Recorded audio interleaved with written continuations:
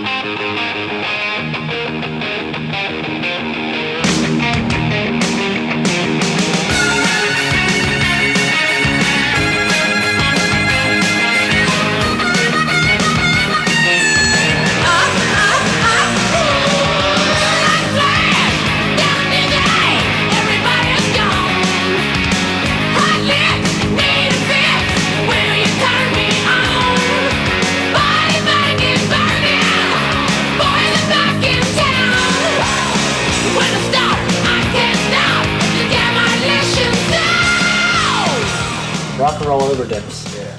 That's as you can tell, it's a very up-tempo, hard rock and roll song. It's like when you're a kid, you know, and you get your first couple records and you just play them and you play them and you play them and you got to get more and you're addicted and you just got to keep playing rock and roll because you're hooked on it. Rock and Roll Overdose. And it's harmless. You can't die. Tom's an easy guy to work with. He doesn't come in and say, I can get somebody to come in and do that better, or I can get some background singers that can sing better than you guys. Or that he lets the band be the band. We feel that sometimes your own flaws make the character of the band. And Tom allows that. He doesn't try to make you better than you are. He doesn't try to polish you up. And that's why the last album sounded like Kix, rather than layers and layers of shit. And we like that. We definitely like that. And that's why we wanted to use them again. Definitely. Most of our songs are guitar songs, guitar-oriented. Because these guys are good, so show them off. Sometimes we can't decide who's going to do the solo, so we just split them in half and switch off. And that way we both get to do it. Very easy. out. These guys work together great. Most bands go, that's my solo. You did the last one. These guys are like, you want to do it? I don't care. You do it. Or we kind of know sometimes which song would require his guitar playing and which one might need some parts for me to do. So after 13 years together, you kind of know each other. This is Brian's guitar, which he's been a nice guy and let me use for a couple of solos on the record because it just kicked butt. This is a 1958 Les Paul Special. I remember seeing when I was 15 years old, I played in a band with this guy that used to come to my house and we'd work on songs. I remember the day he opened his van up and showed me this guitar. So it's been through the state of Maryland to a couple different guys, and Brian picked it up from our old sound man, and he's been playing it ever since. And it's well broken in, and it sounds great. And it's puke colored. Hey. but this is happening. Is that the one you puked on in Europe?